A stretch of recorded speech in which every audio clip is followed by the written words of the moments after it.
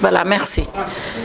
J'étais en train de dire que Farba Ngom n'a jamais refusé de comparaître devant la commission ad hoc. Et que de tous les députés, Farba Ngom est celui qui est titulaire du plus grand nombre de mandats. Il a été élu en 2012. Il a été réélu en 2017.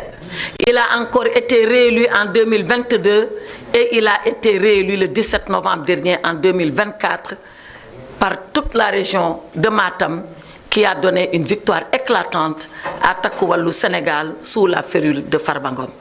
Donc, quand il a été convoqué, il avait la possibilité soit de venir lui-même devant la commission, soit de se faire représenter par son défenseur, collègue député que je suis, soit alors de se faire assister par ce collègue défenseur. Et à ce moment-là, c'est tous les deux que nous allions comparaître devant la commission.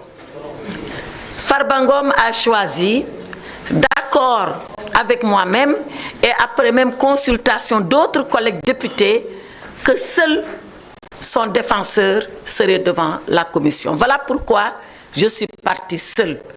Alors pourquoi Farba Ngom n'a pas voulu y aller lui-même? Il a voulu mettre ses collègues députés à l'aise. Il ne voulait pas être là-bas, du genre je fais pression sur mes collègues, je demande à mes collègues de ceci, je demande à mes collègues solidarité. Il a dit non.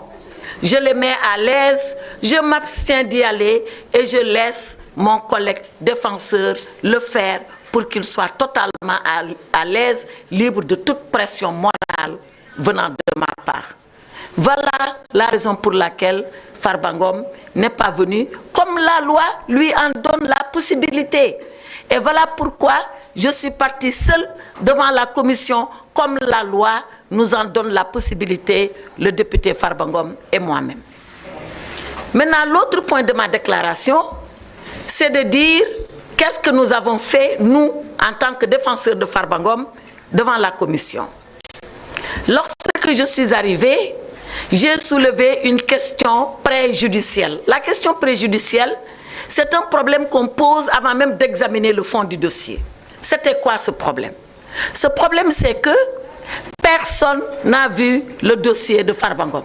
Depuis qu'on parle, on parle sur des hypothèses, on parle sur des supputations, on parle sur peut-être que, mais personne ici au Sénégal, en dehors de quelques autorités judiciaires, n'a vu le dossier de Farba Ngom.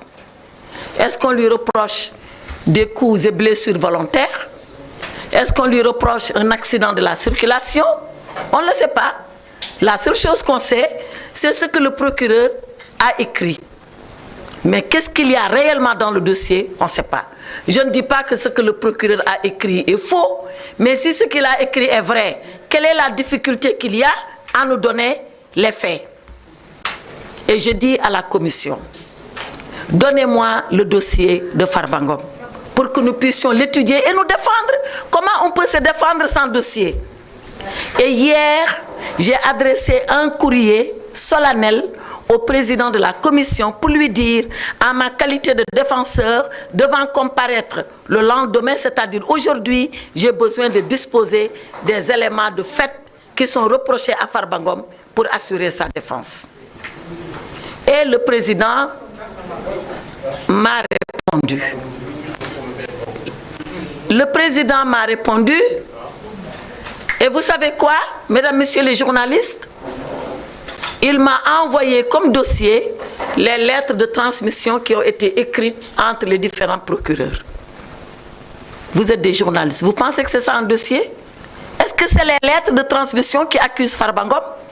Est-ce que c'est les lettres de transmission qui constituent les faits pour lesquels on nous demande la levée de son immunité? Les lettres, elles sont là. Je ne peux pas vous les révéler parce qu'elles sont estampillées confidentielles, mais c'est une lettre du parquet financier au parquet général, une autre lettre du parquet général au ministre de la Justice et enfin une dernière lettre du ministre de la Justice à l'Assemblée nationale. Voilà le dossier. Voilà le dossier d'accusation de Farba Ngom. 4 lettres de transmission. Est-ce que ça, pour une commission qu'on a mis en place, mais est-ce que ça, c'est du travail sérieux? Mais mieux que ça, Est-ce que vous pensez que l'Assemblée nationale, elle a constitué une commission d'enquête pour examiner 4 lettres de transmission? Vous pensez vraiment ça? Si c'est les 4 lettres de transmission qui sont la commission d'enquête, il n'y avait pas besoin de commission d'enquête. Il aurait suffi tout simplement de venir en plénière et de dire on lève l'immunité de Farba Ngom. Et j'ai décidé, en tant que défenseur de Farba Ngom, de ne pas m'associer à cette parodie de commission ad hoc. Et j'ai dit au président que si le dossier, le vrai dossier, n'est pas porté à notre disposition, que je quitterai la commission ad hoc. Que je ne siégerai pas parce que je ne veux pas m'associer à une parodie de commission ad hoc. Ce n'est pas ce qu'on appelle une commission ad hoc. C'est vrai, certains de mes collègues m'ont dit, oui, on n'est pas la justice, oui, on ne doit pas qualifier les faits. D'accord, mais entre ne pas qualifier les faits et connaître les faits, mais il y a quand même une différence. Moi, je veux seulement connaître des faits. C'est vrai qu'il appartient au parquet de les viser. Il appartient à un juge de les qualifier. Mais moi, il me revient le devoir de connaître ces faits-là. Eh bien, l'Assemblée, la commission ad hoc a refusé qu'on connaisse de ces faits. Parce que je leur ai dit, si nous devons faire un travail sérieux, non pas pour Farba Ngom, mais pour chaque député qui pourrait être confronté à une main levée, à une levée de son immunité, mais il faudrait arrêter un principe de procédure.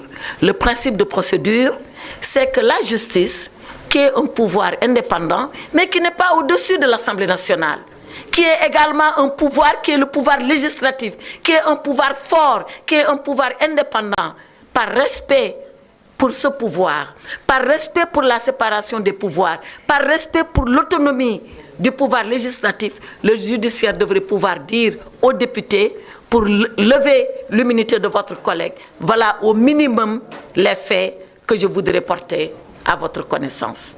Mais pas 4 lettres de transmission pour faire un dossier ad hoc. Voilà pourquoi je n'ai pas voulu m'associer à cette commission ad hoc. Et voilà pourquoi, dans le fond, je n'ai pas défendu Farba Ngom parce que je n'ai pas les éléments me permettant de défendre Farba Ngom.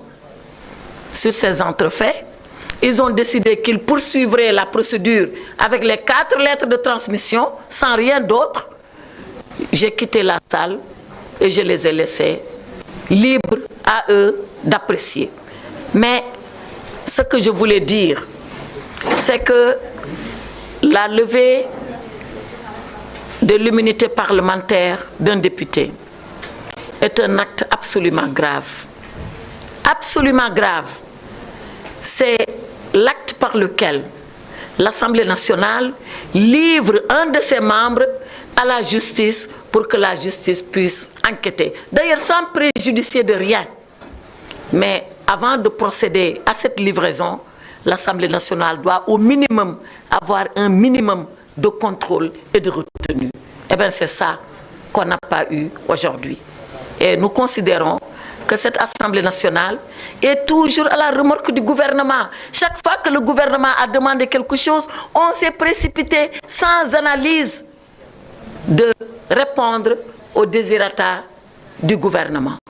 Rappelez-vous, on nous a dit qu'il faut supprimer le Haut Conseil des collectivités territoriales. On l'a fait dans l'urgence. On nous a dit qu'il faut supprimer le Conseil économique, social et environnemental. On l'a fait dans l'urgence.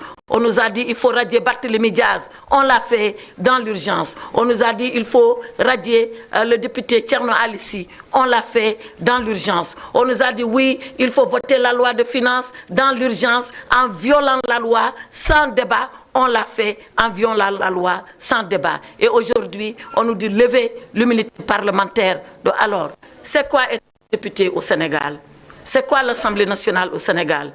C'est un bâtiment avec un drapeau qui flotte au-dessus et des députés qui répondent au gouvernement. Ce n'est pas l'idée, ni la conception, ni la définition qu'on se fait d'une vraie Assemblée nationale autonome, souveraine, dans le respect de la séparation des pouvoirs. Voilà toutes les raisons qui me font penser que cette législature, si elle n'est pas mal partie, elle n'est pas bien partie non plus, et nous le déplorons.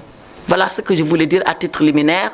Je vais laisser maintenant au président Djimo Souaré, qui nous représente dans la commission, vous dire ce que la commission a décidé. Merci. Merci, Madame la Présidente.